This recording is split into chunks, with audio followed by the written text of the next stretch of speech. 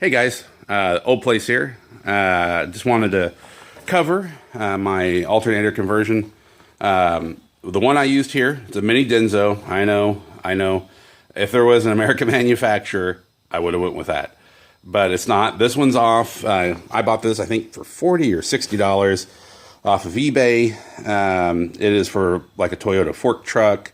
That's specifically what this one is. And as you can see, there is a little bit off. The angle's a little off, but there is no custom brackets or anything else. It fit right in there. It's not hanging out excessively. And this is shedded, so I don't really have to worry about the environmental components so much. It does get rained on occasionally, but, other than that, it's fine. The plug, this is a 3-wire, essentially. You have, of course, this is what charges your battery. This actually runs up to your ammeter and then back to the battery, if you choose to do it that way, which is the way I did it. I bought a new ammeter where I did it.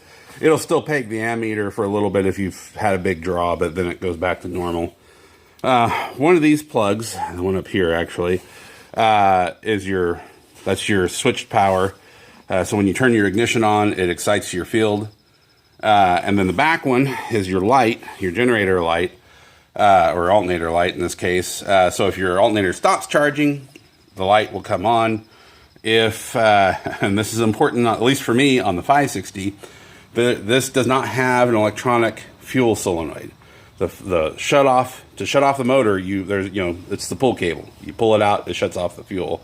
And so it's real easy to leave your key on, which would also leave your field activated, which would drain your battery.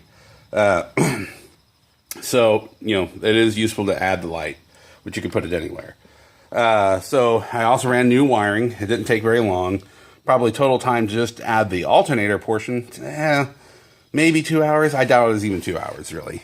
Most of it was just me speculating. But yeah, I ran all new wiring. The old, which you can still see a little bit over here. I didn't replace this part. The old woven shielding, whatever you want to call it. It was just brittle, broke apart. So the wires were a bit compromised too, and I just didn't want to do that. The fuse on the dash, I ended up replacing with a blade fuse. And because I couldn't find the little glass fuse to put back in the dash. However, I now think I am going to leave this blade fuse there because come around to here.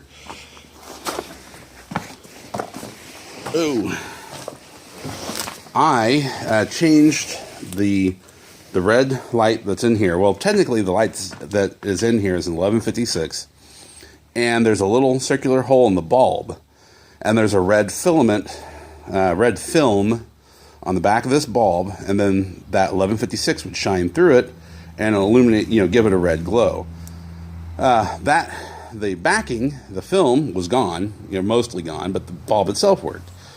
But then it got me to thinking, okay, so at night, traveling down the road, all you have is one red light, which, if anybody lives out in the country, people, can really be moving.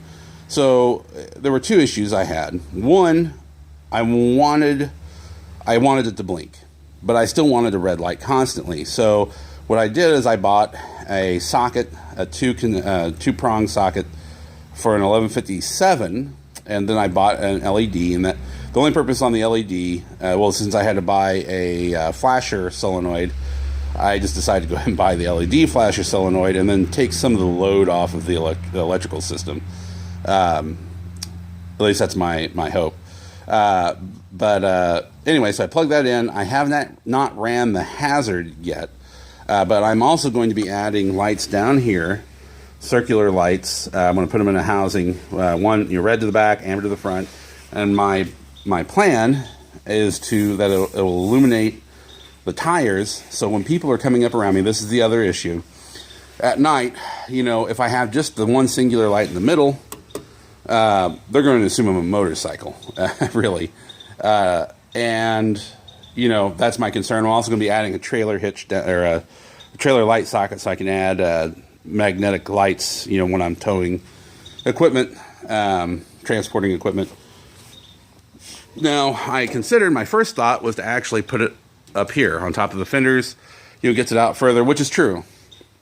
And that's a good place, but I get under a lot of trees.